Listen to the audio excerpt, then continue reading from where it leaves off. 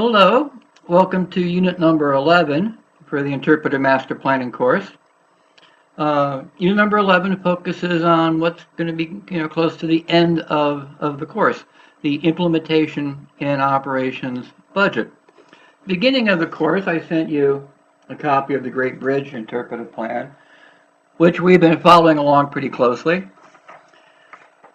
And as a quick summary, one of the things we had to do was to create an interpretive site index of all the places on your plan you wanted to do interpretation, and assign each of these sites an interpretive index number. So a pond might be B1, for example.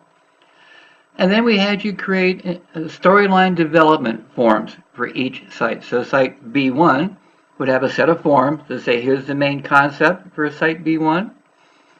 Here are the objectives we want interpretation to accomplish at site B1. And these are the recommended interpretive media for site B1, such as one interpretive panel, for example. And then we go on to site number B2, and so forth. So the whole interpretive plan is a collection of these interpretive planning form sets. And each interpretive planning form set has a list of media or services that we need to either purchase or develop for that site. Interpretive trails, interpretive signage, cell phone interpretation, or whatever. So for the interpretive plan, there has to be a place to summarize all that. And that's where Unit 11 and the implementation and operations matrix comes in. Just like this one. And on the one side, here's all of our sites, our B1s and H1s. Here's all the interpretive media that we recommend for each of those sites. And then here's what that stuff will cost. And we'll look at our budgets. So 3x4 interpretive panels, they're going to be $9,000. So your job for your plan for unit number 11 is to create your implementation and operations matrix for your plan.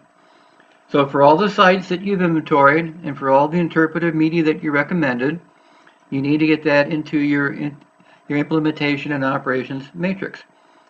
And you decide what fiscal year, 2018 or 2019, that you want to do that interpretive panel or do that interpretive trail or create that interpretive demonstration area. This is where you're able to then forecast your budget needs for each fiscal year. Or if you're writing grants, you know how much you need to ask for the grants, but the granting people also want to know your objectives and what you want to accomplish. People who give you money for grants want to know what they're going to get in return for their money. And so you can send along the interpretive planning forms, for what you're asking the money for, so they can see the objectives that your interpretive media will accomplish. So for unit number 11, that's your job. Your job is to create the implementation and operation matrices. Go back to the Great Bridge Plan, back to the book, which is always usually where all the good stuff is, where you can see our example of an INO matrix and develop your own. I just would like to see 1 or 2 pages of your INO matrix for your assignment so I can see how you're doing. And then if you have questions anytime, just give me a call or send me an email and I'll give you a call so we can talk more about this part of your interpretive plan. So that's what Unit 11 is all about. You're developing your matrix, and I'll look forward to seeing what you're able to send me. You're almost done, so good luck with it. Bye-bye.